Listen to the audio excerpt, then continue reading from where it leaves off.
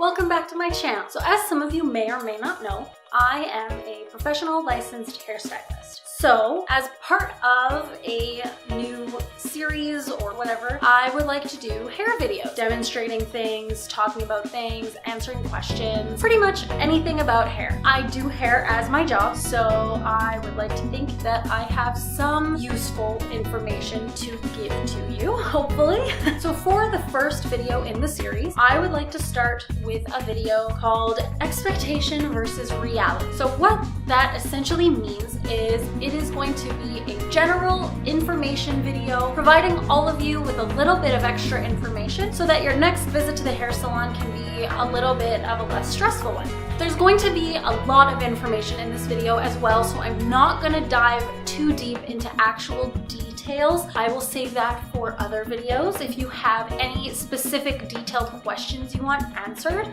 about anything that I mentioned in this video, please don't be shy to ask me in the comments on Twitter, on Instagram, whatever. To begin, I would like to start talking about haircuts. Although face shape does play a part, and it is fairly important some of the time, I do strongly believe that if somebody just radiates confidence and really believes that they can suit something, I believe that they can suit it. There are many times that I have seen somebody have a certain face shape and then have a haircut that is supposed to not match that shape, yet it does, because they rock it. They love it, it matches their style, and it just doesn't matter. Sometimes, yes, it matters, but sometimes I don't think it truly does. Another thing that's important when choosing an inspiration photo for the haircut you want, try to keep in mind the type of hair you have and the type of hair in the photograph.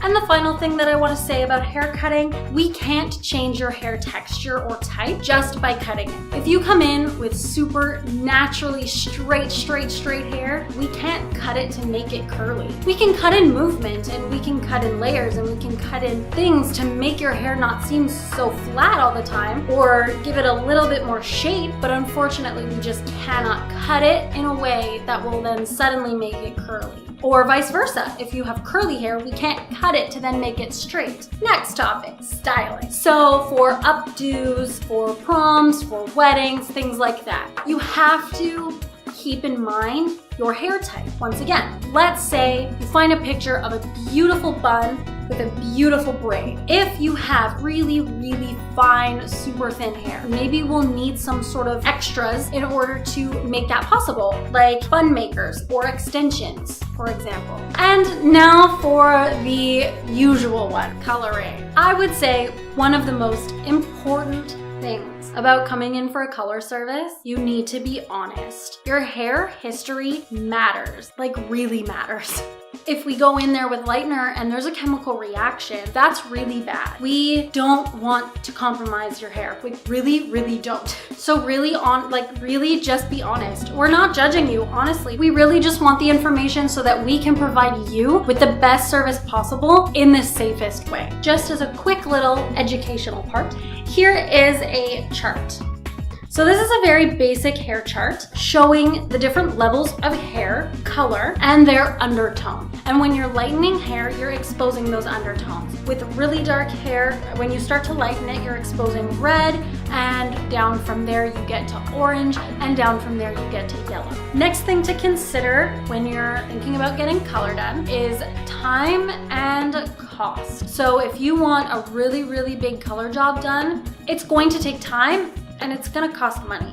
There's really a process to getting your hair colored. Next thing that you want to think about when you are going in for a color service is consider the maintenance. How much maintenance are you really willing to put into your hair color? Just so that you don't end up with a color that's a lot more maintenance than you bargained for. So I'm sure that there are some things that I missed or that I forgot to say, but basically that's the gist of it. Always try to keep in mind your hair type, your hair texture, your hair length, your hair history, and your maintenance and styling routines. If you keep those things in mind, it'll make your next visit so much less stressful. Well, hopefully this video was at least slightly helpful to some of you out there anyways. And when it comes to your expectations for what you want out of your hair and your hairstylist, just keep in mind what may or may not be possible and how long it might end up taking. So thank you so much for watching this video. I hope that it was helpful. If you enjoyed this video, please don't forget to subscribe to my channel as well as like the video. I look forward to bringing you a lot more hair related videos in the future, and I will see you next time.